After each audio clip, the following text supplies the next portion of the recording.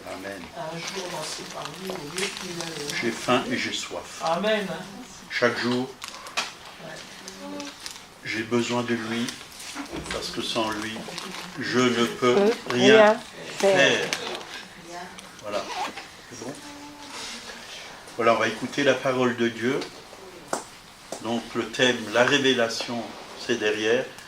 Mais ça continue quand même. Parce que la révélation, on en a toujours besoin. Et c'est vrai.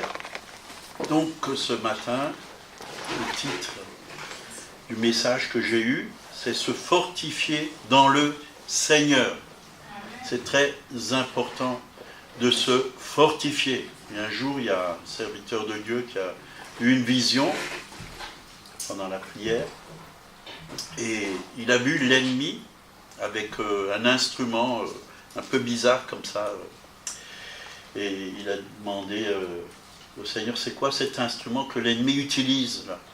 Elle a dit, c'est le découragement. L'ennemi cherche toujours à nous décourager. C'est pourquoi la Bible dit, dans Josué, chapitre 1, versets 8 et 9, que ce livre de la loi ne s'éloigne point de ta bouche, médite-le jour et nuit, pour agir fidèlement selon tout ce qui est écrit, car c'est alors que tu auras du succès dans tes entreprises, c'est alors que tu réussiras. Ne t'ai-je pas donné cet ordre? Fortifie-toi et prends courage. Ne t'effraie point et ne t'épouvante point, car l'Éternel, ton Dieu, est avec toi dans tout ce que tu entreprendras. Et dans ce chapitre 1 de Josué, plusieurs fois le Seigneur dit à Josué, fortifie-toi et prends courage. Donc, le Seigneur ne va pas nous fortifier, mais c'est à nous de le faire. Ça ne se fait pas automatiquement. Si l'Éternel a dit à Josué, fortifie-toi, c'est que c'était Josué qui devait se fortifier.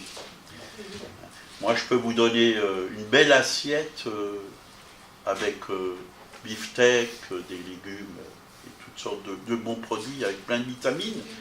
Mais je ne peux pas le mettre dans votre bouche. C'est à vous de le mâcher, de le prendre, d'avaler toutes ces substances qu'il y a dans cette assiette. Et la Bible est pleine de vitamines spirituelles, de bonnes substances, il y a des délices là-dedans. Il y a des délices. C'est quelque chose de très bon. Des plats qui sont merveilleux. Je parle dans le domaine spirituel. Des mets succulents. Et c'est à nous de prendre tout ce que Dieu a donné pour son Église. C'est bon. C'est bon. Mais c'est à nous de le prendre. Et parfois c'est un combat. Parce que nous sommes dans ce monde et on raisonne, on n'a pas le temps, il y a toutes sortes de pensées qui viennent. Je n'ai pas le temps de prier, je n'ai pas le temps de me tourner vers Dieu, j'ai trop de choses à faire. Et toutes ces choses, il faut les mettre de côté.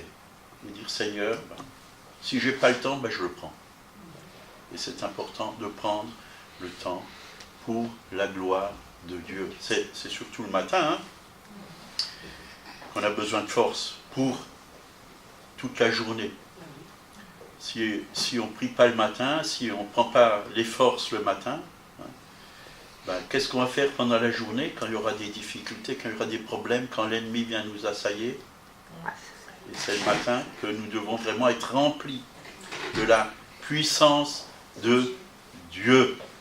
C'est le matin que nous devons être dans la victoire et garder cette victoire tout le temps, jusqu'au soir. Et pendant la nuit, dormir dans cette victoire que Dieu nous a donnée. C'est important que nous puissions rester en lui. Donc ne t'effraie point. Et c'est vrai, là vraiment on peut réussir si on reste dans la parole de Dieu, dans la présence de Dieu. On peut réussir dans tout ce que nous entreprenons. Il est bien dit, tout ce que nous entreprenons. Et ce qu'on entreprend, quand on est dans la parole de Dieu, on va entreprendre les choses que Dieu nous montre d'entreprendre, et pas d'autres. Parce qu'on peut faire nos plans et dire, Seigneur, bénis, mais ça ne marchera pas. Si on n'est pas dans le plan de Dieu, on peut avoir des visions, et on veut que Dieu bénisse notre vision, ben, d'abord il faut la recevoir de Dieu. Le chemin, c'est Dieu qui l'ouvre. Le chemin, c'est lui qui l'a préparé. Il a préparé un chemin pour chacun d'entre nous. Il est le chemin d'ailleurs. Et il est le bon berger. Et il faut rester avec le bon berger chaque jour. Et le bon berger prend soin de nous. Donc nous sommes la génération de Josué, une génération qui va prendre d'assaut les portes de l'enfer. La terre promise est ramener la moisson d'âme des derniers temps. Voilà ce que Dieu demande à l'Église. Et il y a beaucoup de terrain à conquérir. Et c'est vrai, le peuple de Dieu a eu des promesses de la part de l'Éternel. Josué a eu des promesses après la mort de Moïse pour entrer dans le pays de Canaan. Mais ce n'était pas toujours facile. Et la vie chrétienne, la vie en Christ, ce n'est pas toujours facile. Pourquoi ce n'est pas facile? Parce qu'on a un ennemi, on a un combat. Et c'est vrai, il y en a qui disent notre premier ennemi c'est nous-mêmes, mais je dirais que non, c'est le diable.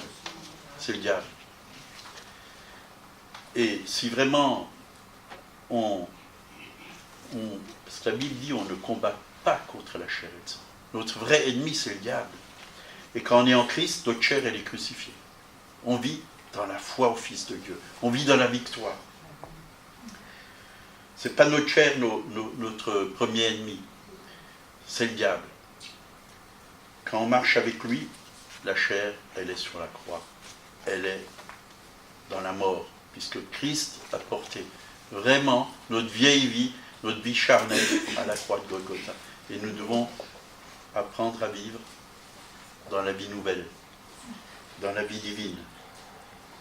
Donc on va voir un peu dans la parole, dans le livre de Josué et aussi dans le livre d'Éphésiens, le combat que nous avons à mener pour conquérir le pays. Nombre 14, verset 6. Et parmi ceux qui avaient exploré le pays, Josué, fils de Nun, et Caleb, fils de Jephné, déchirèrent leurs vêtements et parlèrent ainsi à toute l'assemblée des enfants d'Israël. Le pays que nous avons parcouru pour l'explorer est un pays très excellent. Si l'Éternel nous est favorable, il nous mènera dans ce pays et nous le donnera. C'est un pays où coule le lait et le miel. Voilà, ça c'est un bon pays. Où coule le lait et le miel. L'Alsace c'est un bon pays. C'est un pays où coule la choucroute et le vin blanc. Ça c'est une blague. Mais c'est un bon pays. L'Alsace est un bon pays. Et c'est vrai. C'est vraiment vrai. Parce que tous les gens qui viennent de cette région, et on en a eu, même des États-Unis, de partout, ils disent, c'est tellement beau l'Alsace. C'est un beau pays. Un beau pays. Mais, c'est vrai qu'il y a des ténèbres en Alsace. C'est vrai qu'il y a de la religion en Alsace. C'est vrai qu'il y a le péché. Il y a toutes sortes de choses qui ne sont pas à la gloire de Dieu.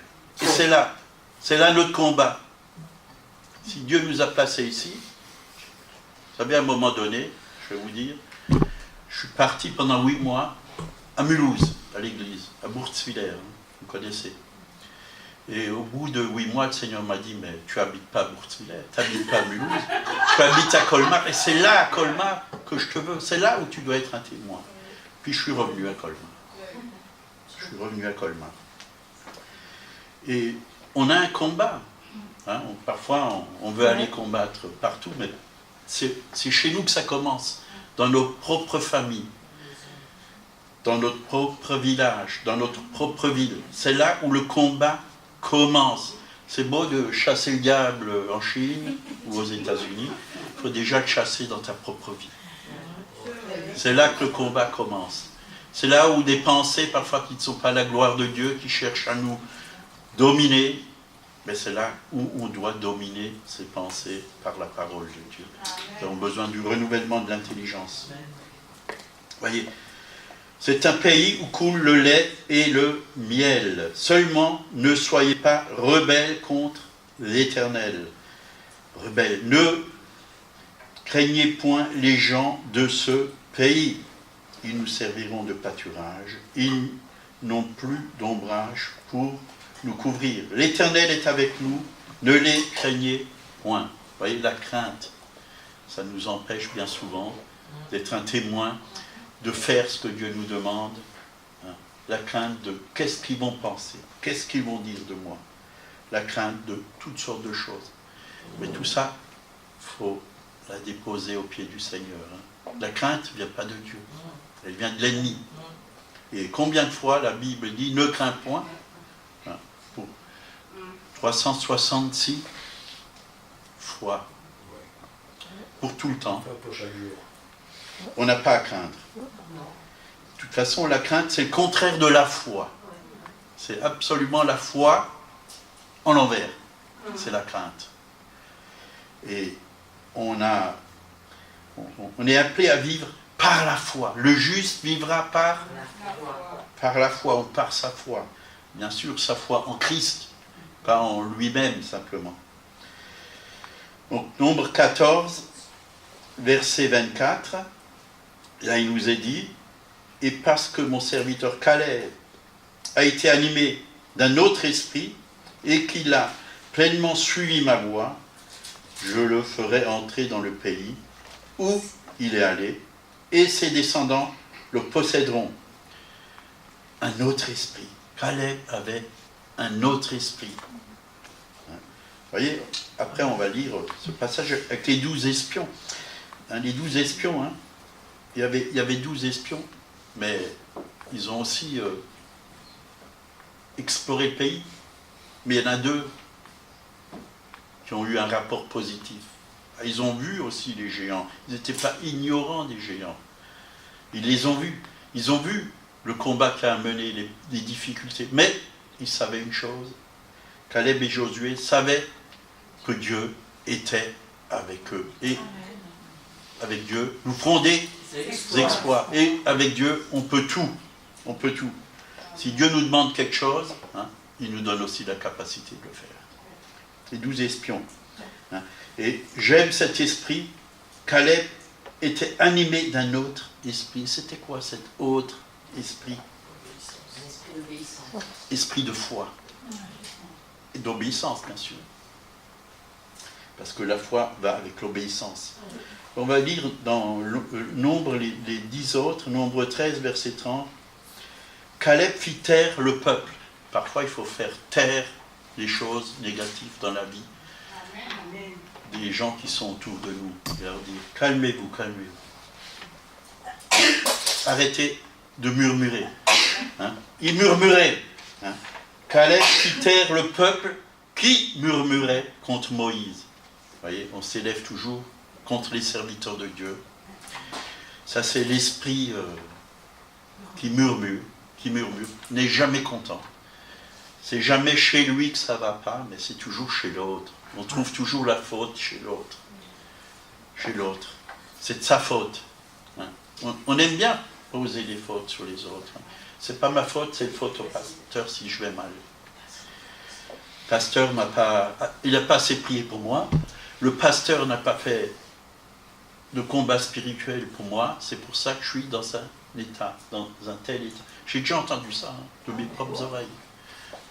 Mais moi, je ne peux pas prendre les responsabilités de chacun. Je peux prier pour vous, mais vous aussi, vous devez combattre le bon combat de la foi. Donc, il a fait taire le peuple qui murmurait contre Moïse. Il dit, montons, emparons-nous du pays, nous y serons vainqueurs. Nous y serons vainqueurs. Voilà, moi j'aime cet esprit de foi. Emparons-nous du pays, nous y serons vainqueurs. Mais les hommes qui étaient allés avec lui dirent, nous ne pouvons pas monter contre ce peuple, car il est plus fort que nous. Oh, peut-être qu'il était plus fort qu'eux, ils avaient peut-être des muscles, c'était des géants. Ils faisaient peut-être peur à ce peuple, parce qu'eux n'étaient pas des géants. Le peuple d'Israël, ce n'était pas des géants, mais les fils d'Anak, c'était des géants. Ils faisaient certainement peur. Et il ne faut pas se laisser influencer par les gens qui sont costauds. Et quand j'étais jeune converti, j'aimais bien aller témoigner vers les costauds dans la rue, ceux qui ont des crêtes sur la tête, des grosses motos. C'est vers là que j'allais parce que ça ne me faisait pas peur. Je savais que le géant était en moi, c'était Jésus-Christ. C'était lui le vainqueur. Mais souvent, ces géants, ils avaient un cœur tendre. Les géants que je voyais avec mes yeux physiques, ils avaient un cœur tendre. Et ils recevaient bien souvent la parole de Dieu. Donc, nous y serons vainqueurs. Est-ce que vous croyez que vous êtes vainqueurs dans cette ville? Dieu appelle un peuple de vainqueurs, pas de vaincus. Il a déjà payé pour nous, et la Bible dit même que nous sommes plus que vainqueurs par celui qui nous a aimés. Qui croit qu'il est plus que vainqueur? Par Jésus, pas par nos propres forces. Par nos propres forces, on est vaincus. Vaincus. Mais nous avons besoin de tourner nos regards vers lui. Parce que quand on tourne nos regards vers lui, on est rayonnant de joie. Donc, ils crièrent devant les enfants d'Israël, le pays qu'ils avaient exploré. Ils dirent, le pays que nous avons parcouru pour l'explorer est un pays qui dévore ses habitants. Tous ceux que nous y avons vus, ce sont des hommes d'une haute taille. Et nous y avons vu des géants, enfants d'Anak, de la race des géants. Nous étions à nos yeux et à leurs et aux leurs comme des sauterelles. Vous voyez la vision qu'ils avaient? Ils se voyaient comme des sauterelles. Comme des sauterelles, ils se voyaient. Ils ne se voyaient pas comme des vainqueurs, comme des plus que vainqueurs. Ils ont vu les géants. Et on ne doit pas se laisser influencer par ce qu'on voit. Mais on doit se laisser influencer par ce que Dieu dit dans sa parole. C'est important. C'est ça la foi. C'est ça la foi. Vous savez, la foi, c'est un esprit. La Bible nous parle dans 2 Corinthiens 4, verset 13. Et comme nous avons le même esprit de foi qui est exprimé dans cette parole de l'Écriture, j'ai cru, c'est pourquoi j'ai parlé. Vous voyez, notre parole, la parole qui sort de notre bouche, ça doit être la parole de Dieu. C'est une parole de foi. C'est la parole de Dieu. C'est par la parole de Dieu que le monde a été créé. La parole de Dieu, il y a une puissance extraordinaire. Elle permet de guérir les gens, de chasser les démons, libérer les captifs. La parole de Dieu est formidable. Elle nous ouvre le chemin. Elle est une lampe à nos pieds, une lumière sur notre sentier. On a besoin de ce langage de foi chaque jour. Parce que quand on proclame des paroles qui viennent de l'ennemi, je n'y arriverai pas. Des paroles, je suis incapable, je suis faible. La Bible dit bien que le faible dise je suis fort. C'est-à-dire qu'il faut changer notre mentalité. Il ne faut plus avoir la mentalité que l'ennemi nous donne. Avant, on était sous la puissance des ténèbres. Maintenant, nous sommes sous la puissance de Dieu. Nous devons avoir la mentalité de Dieu, de Christ. Le renouvellement de l'intelligence nous fait parler avec foi, avec victoire. Et quand notre langage change, quand nos pensées changent, il peut se passer des merveilles. Dieu peut faire des choses extraordinaires. Extraordinaires. La foi, c'est le langage de la parole de Dieu. Et c'est ce langage que Dieu veut voir sortir de nos bouches. Et même, c'est Dieu qui parle au travers de nos bouches.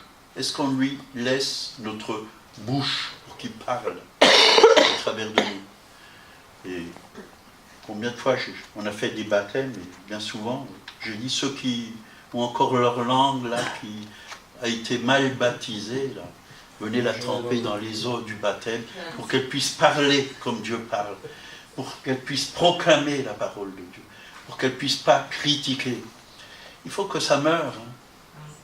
Il faut que ça meure. Tout ce qui n'est pas à la gloire de Dieu. Notre façon de voir, de penser. Et bien souvent, on écoute ce qui se passe autour de nous et on parle de ce qu'on entend. On parle des choses qu'on entend qui ne sont pas du tout à la gloire de Dieu, qu'on n'a même pas vérifiées. on entend des choses circuler. Et un jour, j'ai entendu quelqu'un qui était dans une autre église, m'a dit, on a prié pour toi, parce que, à ce qui paraît, ça allait très mal. Quelqu'un nous a dit de prier pour toi. Ça allait très mal, c'était vraiment très, très, très, très mal, en très mauvais état. Je dis, moi, d'où tu sors ça? Ah oui, ben on nous a dit ça dans l'église. Il y en a un qui m'a dit, tu étais même à l'hôpital, tu t'es fait opérer. Je dis, ah bon? Je ne suis pas au courant. Vous voyez les choses qui peuvent circuler. J'ai dit, moi, je ne suis pas au courant.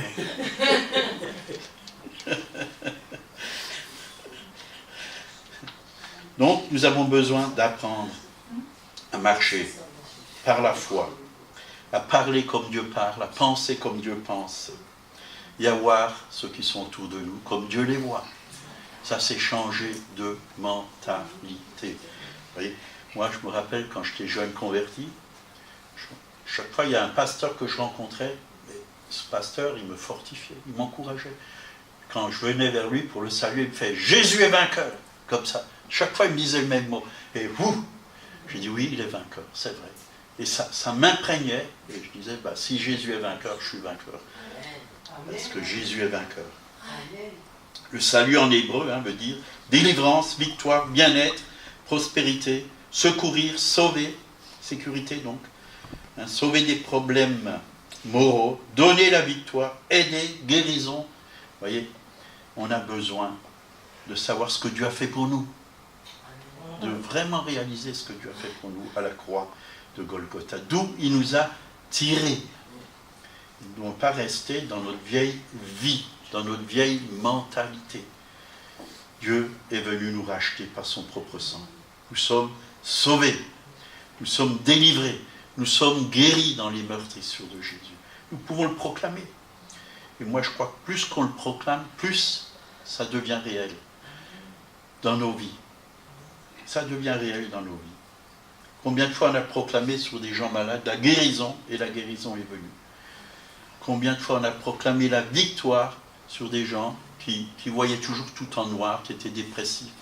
Et ils ont été libérés parce qu'ils ont cru à ces paroles. La parole de Dieu, c'est bon. On en a besoin.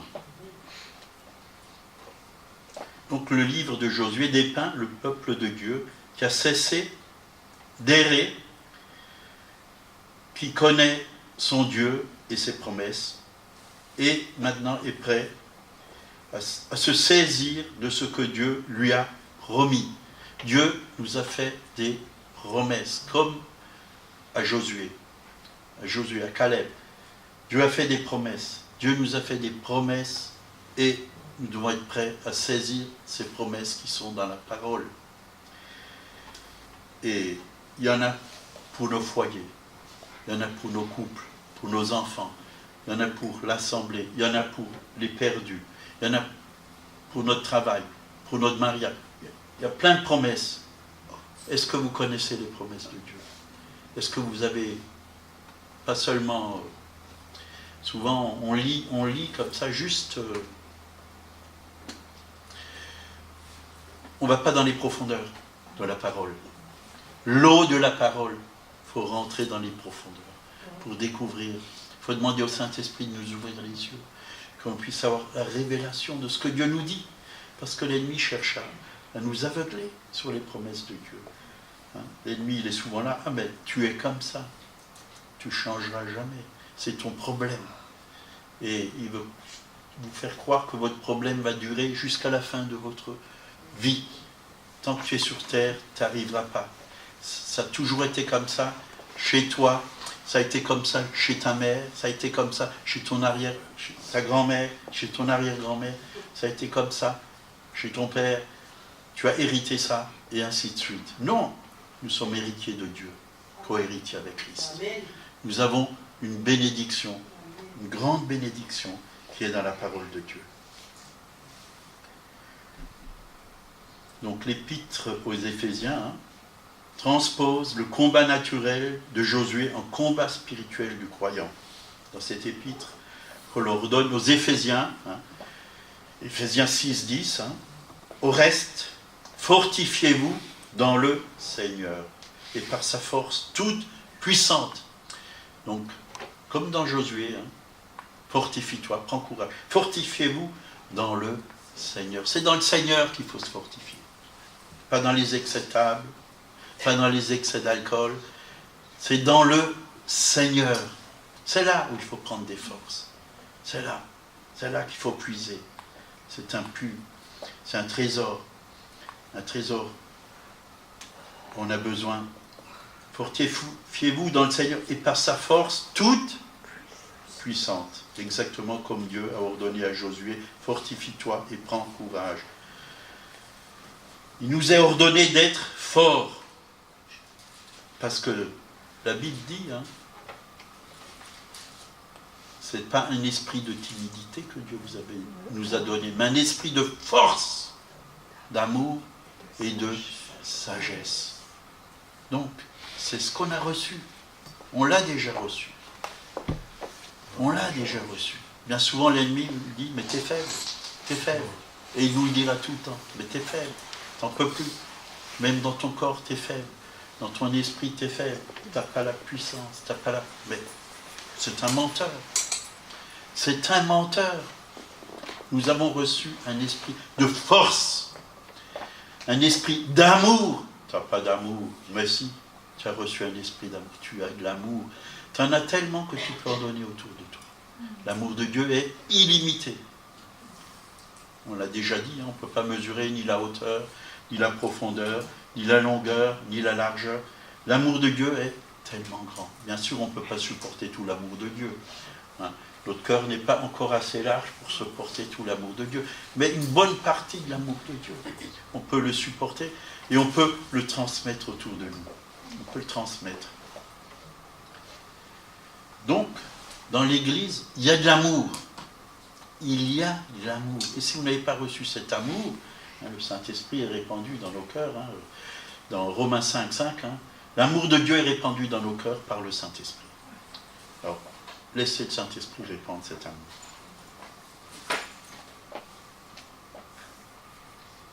Donc, se fortifier dans le Seigneur, c'est un ordre. Mais on est impliqué dans le combat spirituel. Nous avons déjà tout reçu en Jésus-Christ. La Bible dit, vous avez tout pleinement en Jésus-Christ. Mais tout ce qu'on a en lui, il faut le prendre.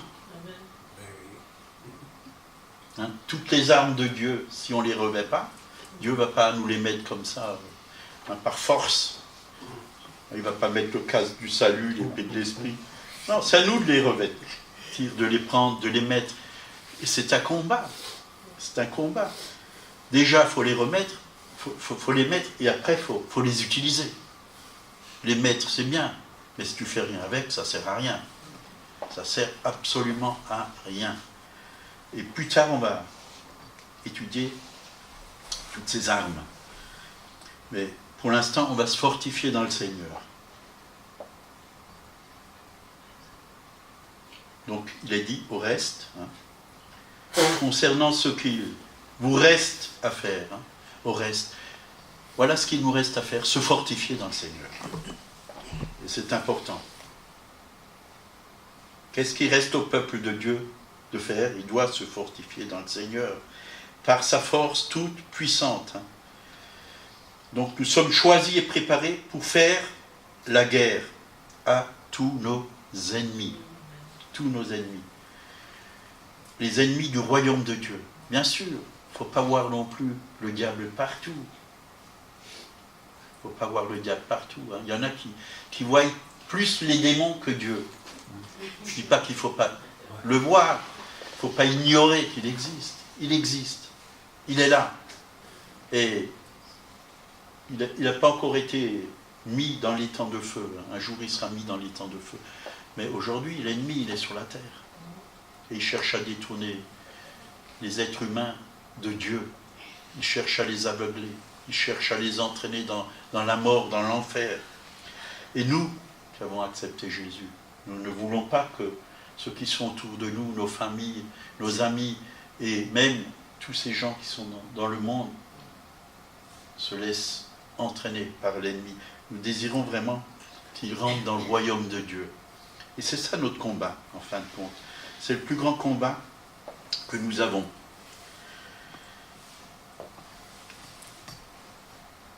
Donc la guerre, dans le monde spirituel, c'est un combat qui dure tout le temps. Tant qu'on sera sur cette terre, il y aura un combat.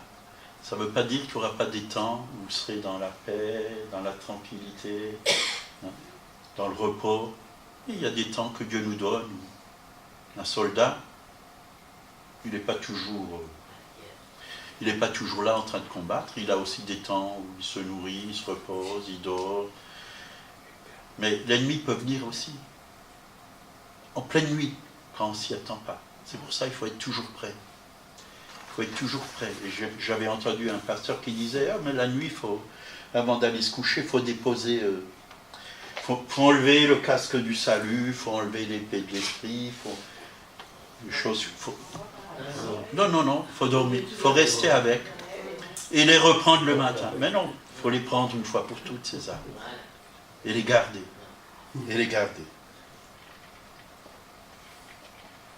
Donc nous sommes le corps de Christ sur cette terre, et l'ennemi, c'est Satan. C'est le diable, c'est Satan. Il est l'ennemi de nos âmes. Avant que nous étions sauvés, il nous haïssait. Et pourquoi il nous haïssait? Parce que l'homme a été créé à l'image de Dieu. Et il n'aime pas cette image. Et nous étions sous sa domination. Il nous manipulait. Mais maintenant, il n'a plus le droit de nous manipuler, à moins qu'on lui laisse le droit. Le diable n'a en nous que ce qu'on lui donne. Il n'a que la puissance qu'on lui donne. Et la puissance qu'on lui donne, c'est le péché. Voilà de quoi se nourrit l'ennemi, de nos péchés. De nos péchés. Quand on pêche, il peut nous accuser, il peut venir avec avec toutes sortes de pensées, mettre en nous de pensées. Toi, tu es faible, tu n'es pas digne. Il peut vraiment nous traîner dans la boue. C'est pourquoi Dieu désire qu'on ait cette victoire sur le péché. La Bible dit, le péché n'aura pas de pouvoir sur vous, puisque nous sommes en Jésus-Christ. Et parfois on donne le pouvoir vraiment au péché, c'est-à-dire on écoute l'ennemi et on accepte sa pensée et on chute. Mais gloire à Dieu, il nous relève toujours. Dieu connaît nos faiblesses et il intercède pour nous à la droite du Père. Et nous avons toujours sa grâce. Il nous tend toujours la main. Et lui ne nous condamne pas. Le juste tombe cette fois, Dieu le relève. Donc maintenant, on a reçu Jésus comme Sauveur, Seigneur, et nous sommes rentrés dans le royaume de Dieu. Nous sommes une menace à sa domination sur terre. Et Jésus nous a donné autorité sur lui. Vous avez l'autorité. Et moi, bien souvent, quand je vois qu'il y a du trouble comme ça, et chacun d'entre vous, il doit y avoir de temps en temps du trouble qui vient, des difficultés, des problèmes, tout va de travers. C'est là où il faut prendre l'autorité. Il faut se lever et se dire, maintenant ça suffit. Satan, tu t'en vas. Tu t'en vas de ma vie, tu t'en vas de ma famille, tu t'en vas de mon travail. Et au travail, parfois, ça peut grincer. Là, hein. Ça peut... Il y a tout le monde qui est irrité, tout le monde qui est mal. Là. Allez aux toilettes et prenez autorité. Au nom de Jésus. Amen. Et vous verrez, vous retournez et vous allez voir ce qui va se passer. Hein. On a l'autorité. Hein. J'ai raconté, je vais vous le raconter de nouveau. J'avais fait tout un immeuble, porte à porte, pour parler du Seigneur. J'ai commencé par en haut, je commençais toujours par en haut parce que je prenais l'ascenseur et commençais par en haut. Et première porte, boum, claqué au nez. Bonjour madame, je viens, bof, claqué au nez. Deuxième, troisième, quatrième, cinquième. Je suis sorti dehors. Au nom de Jésus, l'esprit qui est sur cet immeuble maintenant, je te chasse, prends autorité sur toi. Hop, je suis remonté, même porte, je sonne, toutes les portes se sont ouvertes, les gens m'ont écouté. Spirituel. Amen. Combat spirituel. On a l'autorité. C'est spirituel. C'est pas, on se dit, oh, les gens sont méchants. Non, mais les gens, ils sont manipulés par l'ennemi. Hein? Parfois, votre patron peut être manipulé par l'ennemi. Il faut lier l'esprit qui est sur lui. Et vous verrez, ça va changer. D'un coup, il va être tout calme. Tout calme, il va vous écouter. Vous allez pouvoir lui demander une augmentation de paye.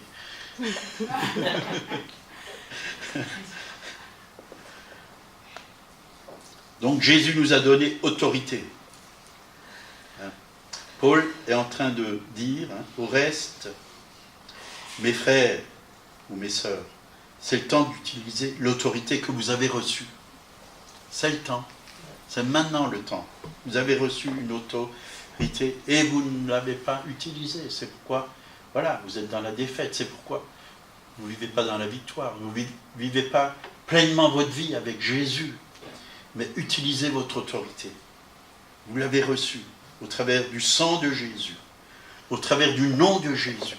Vous l'avez reçu. Dieu nous a donné le nom qui est au-dessus de tous les noms. Le nom de Jésus. Afin que, au nom de Jésus, tout genou fléchisse dans les cieux, sur la terre et sous la terre.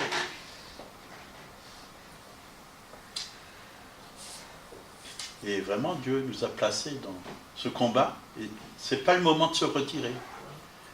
On a vite fait de se retirer et dire, bon, pasteur n'a qu'à combattre. Comme ma femme, à un moment donné, elle a dit, oh, mais moi, je n'ai pas besoin de prier, mon mari prie pour moi.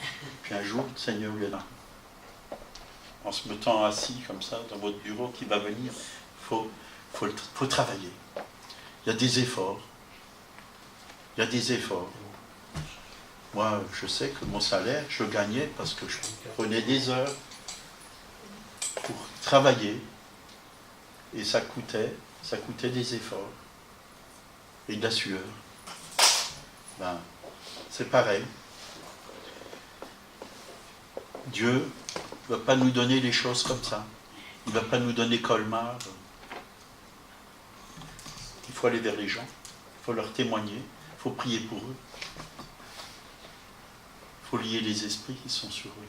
Il faut demander au Saint-Esprit, au Seigneur, que les écailles de leurs yeux tombent pour qu'ils puissent voir le Seigneur de gloire. Qu'ils puissent le voir aussi au travers de nous. Nous aussi, nous devons être des témoins vivants pour eux. Sinon, si on vient avec notre cigarette, là, Jésus t'aime, Jésus libère, Jésus guérit. Non, Jésus libère. Je vois, tu libères. Tu viens témoigner avec ta cigarette. Éphésiens 6,10, au reste, frères, fortifiez-vous dans le Seigneur et par sa force toute puissante. Donc, si vous allez dans la bataille contre l'ennemi, par vos propres forces, ça sera l'échec. Pour ça, c'est vrai, on a chanté, ni par puissance, ni par force. C'est par le Saint-Esprit qu'on peut seulement gagner. C'est lui qui est notre force. C'est lui le chef de l'armée. Et s'il est le chef de l'armée, ben, il faut l'écouter. Il faut obéir. Il y a une obéissance. L'obéissance, on n'en veut plus. Les enfants désobéissants, on est tous des enfants désobéissants. On a besoin d'apprendre à obéir. Pas seulement au Seigneur, mais aussi, bien souvent, à nos frères et sœurs, parce que Dieu parle au travers d'eux. Dieu nous conseille au travers d'eux. Moi, j'aime bien quand quelqu'un vient me conseiller sur certaines choses. Et je reçois quand ça vient de Dieu. Je le reçois et je le prends. Ça me fait du bien. Parfois, la correction, ben, c'est bon. Et c'est même toujours bon. Dieu châtie celui qu'il aime. C'est-à-dire, il nous corrige, avec amour, bien sûr. Et on a bien besoin d'être corrigé.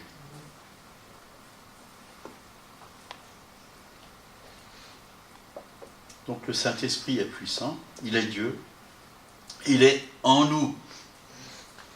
Et Timothée, 1 Timothée 6, 12, ça c'est l'apôtre Paul, c'était son fils spirituel, qui lui dit « Combat le bon combat de la foi ». Vous voyez, notre combat, ce n'est pas contre la chair et le sang, mais c'est le combat de la foi. Il faut rester dans la foi. Et la foi vient de ce qu'on entend vient de la parole de Dieu, mais c'est aussi un état d'esprit. L'esprit de foi. l'esprit de foi. L'esprit de foi parle comme Dieu parle. L'esprit de foi voit comme Dieu voit. L'esprit de foi agit comme Dieu agit. Et cet esprit, bien souvent, il manque dans l'Église avec un grand E. Il manque. Il manque dans nos vies. Et c'est quelque chose qu'il faut cultiver en nous. Cultiver. Combat le bon combat de la foi. Donc si Paul dit combat le bon combat, hein, c'est qu'il doit aussi en avoir un mauvais. S'il y a un bon, obligatoirement, il y en a un mauvais. S'il y a des faux 500 ou 50 euros, c'est qu'il y en a aussi des vrais. Il y a un mauvais combat. Et parfois, on combat le mauvais combat et on se fatigue. On se fatigue. On combat contre les gens. On ne veut pas voir ces personnes. On les repousse même. On ne les aime pas. Alors que Dieu nous demande de les aimer. Ce n'est pas nos frères et sœurs, nos ennemis. Agnès n'est pas mon ennemie. Elle est mon amie. Et je le sais. Et ce n'est pas contre elle que je combats. Par contre, si je prie pour elle, c'est pour la bénir. Et aussi, je peux prier pour elle s'il y a quelque chose qui ne va pas dans sa vie. Je peux chasser l'ennemi qui la tourmente. Et on est tous tourmentés, un moment ou l'autre, par l'ennemi. Même moi, l'ennemi il vient me tourmenter. Mais je sais que j'ai la victoire. Et bien souvent, j'aime bien fermer ma bouche quand l'ennemi vient me dire des choses, au lieu de l'ouvrir et répandre. Parce que je ne veux pas répandre les choses de l'ennemi, mais je veux prendre autorité sur lui. Parfois, il faut se taire. Il faut analyser la situation et dire, maintenant ça suffit, va-t'en. Va-t'en. Tu me troubles sur un frère, sur une sœur, tu commences à mettre des mauvaises pensées sur ce frère, sur cette sœur. Non, c'est ma sœur, je l'aime. Elle t'appartient, Seigneur. Tu me demandes de l'aimer. C'est pas mon ennemi.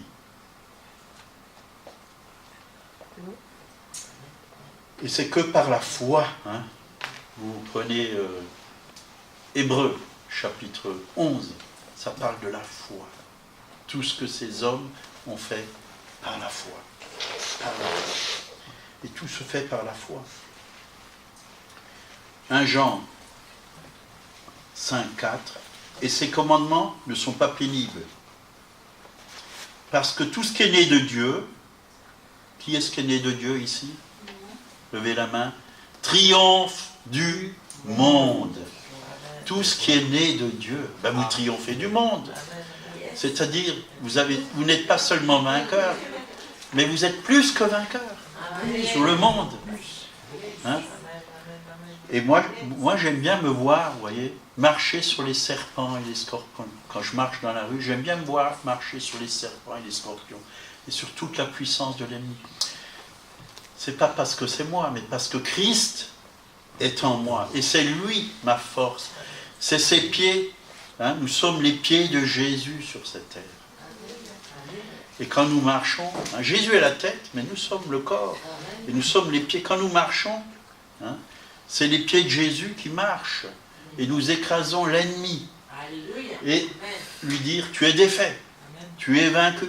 Il y a 2000 ans que le Seigneur t'a vaincu. Ta puissance, c'est le mensonge. Et j'accepte pas ce mensonge. J'accepte la vérité qui est la parole de Dieu. La Bible dit, je puis tout par celui qui me fortifie. La Bible dit, je suis la lumière du monde. La lumière est là pour éclairer, et j'éclaire ceux qui sont autour de moi. Je suis le sel de la terre. Je donne de la saveur, du goût. Beaucoup de gens ont perdu le goût de vivre. Ils ont envie de se suicider. Je donne du goût pour que les gens puissent vraiment vivre de nouveau, retrouver l'espoir, retrouver de la saveur et savoir que la vie peut être belle avec Jésus. Et moi je dis, elle est belle. Elle est belle parce que quand Dieu est quelque part, c'est beau, c'est bon, c'est merveilleux. Vous avez goûté que le Seigneur est bon. Moi je l'ai goûté et je le goûte encore. Il est bon. Il est bon. Alléluia. Il y a assez de mauvaises nouvelles dans ce monde. Et commençons à nous nourrir des bonnes nouvelles et à les proclamer autour de nous. Et vous allez voir que les choses vont changer autour de vous. Amen. Hein. Changez votre monde, c'est-à-dire ce qui vous entoure. Changez-le par la parole de Dieu, par la proclamation. Changez-le, parce que vous avez le pouvoir. Amen. Vous avez le pouvoir de Dieu en vous, c'est-à-dire sa parole.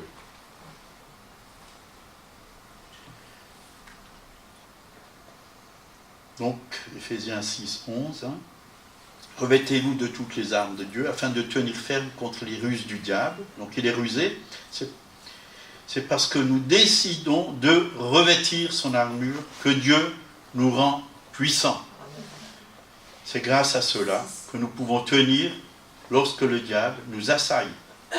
Nous tenons ferme contre les attaques de l'ennemi. Nous avons la victoire par la force toute puissante de Dieu lorsque nous sommes revêtus de son armure. Donc, il nous faut quitter notre ancienne tenue pour revêtir la nouvelle. Vous voyez, c'est comme quand vous changez d'habit. Hein. Tous les habits que vous avez qui sont sales, à la corbeille. Mais ne les reprenez plus. Hein. Dieu vous en donne des nouveaux, les vêtements de la lumière, Amen. les vêtements de la victoire, les vêtements de la gloire. Nous sommes revêtus de la gloire de Dieu. Nous avons de nouveaux vêtements. Alléluia. Romains 13, 12, il est dit, la nuit est avancée, le jour approche. Dépouillons-nous donc des œuvres des ténèbres et revêtons les armes de la lumière. Revêtons les armes de la lumière. Vous voyez, il y a quelque chose à faire. Ça ne se fait pas tout seul. Galates 3, verset 27, vous tous qui avez été baptisés en Christ, vous avez revêtu Christ. Revêtez Christ. Ça, c'est le plus beau des vêtements. La Bible dit qu'on a l'odeur de Christ. La bonne odeur de Christ. Quand vous passez quelque part, vous emmenez la paix, vous emmenez la joie, vous emmenez la vie, vous emmenez la sagesse, vous emmenez Christ, en fin de compte. Amen. Parce qu'il est tout pour nous.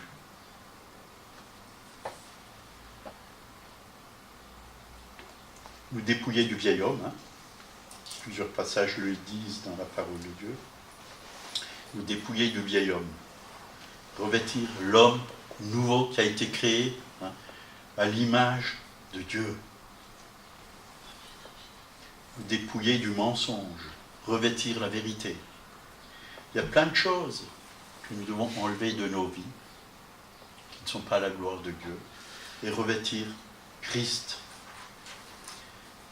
Nous devons abandonner le péché et revêtir la justice. Nous devons évacuer la culpabilité et chasser la mort, et nous revêtir le salut et la vie éternelle.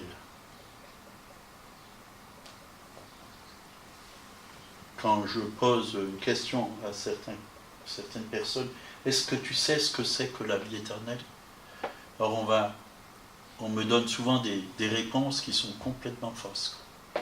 Et la plupart des chrétiens ne savent même pas ce que c'est que la vie éternelle. Ils ne savent pas. Ils disent oui, j'ai la vie éternelle, mais ils ne savent pas ce que ça veut dire. Ils ne savent pas ce que ça veut dire. La vie éternelle, c'est la vie de Dieu. C'est la vie de Dieu. C'est la nature de Dieu. Et c'est ce que vous avez. Je pense, oui, je vais vivre éternellement. Ça, c'est vrai, mais c'est pas que ça. C'est plus que ça. C'est plus que ça.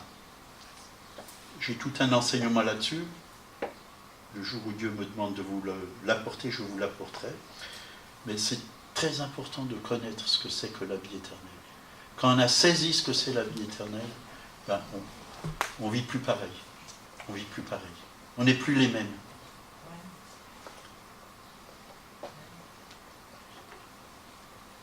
Donc, oh là là, on va s'arrêter là. On va s'arrêter là. Seigneur, merci pour ta parole. Je crois que tu nous as déjà parlé ce matin, pendant la louange, pendant la Sainte Seine. pendant ce message et tu continues durant toute cette journée de nous parler, Seigneur. Parce que, oui, tu veux nous former et tu veux nous transformer. Ouais. Parce que tu nous appelles à être transformés à ton image, à ta ressemblance, transformés de gloire en gloire. Et c'est ce que nous désirons, Seigneur. Ouais. Merci pour cette métamorphose, Seigneur. Merci pour ce changement dans nos vies, Seigneur. Notre désir, c'est de te ressembler. Et c'est vrai qu'il y a encore beaucoup à faire dans nos vies, Seigneur. Et tu as commencé une œuvre, mais nous croyons que tu vas l'achever, cette œuvre, que tu vas la rendre parfaite au jour du Seigneur. Merci, Seigneur, nous te faisons pleinement confiance. Nous savons que oui, nous ne nous appartenons pas à nous-mêmes, mais nous t'appartenons, Seigneur. Et nous désirons que ta volonté soit faite dans nos vies. Merci pour ton immense amour, Seigneur, et ta grâce. Au nom de Jésus. Amen. Amen. Amen.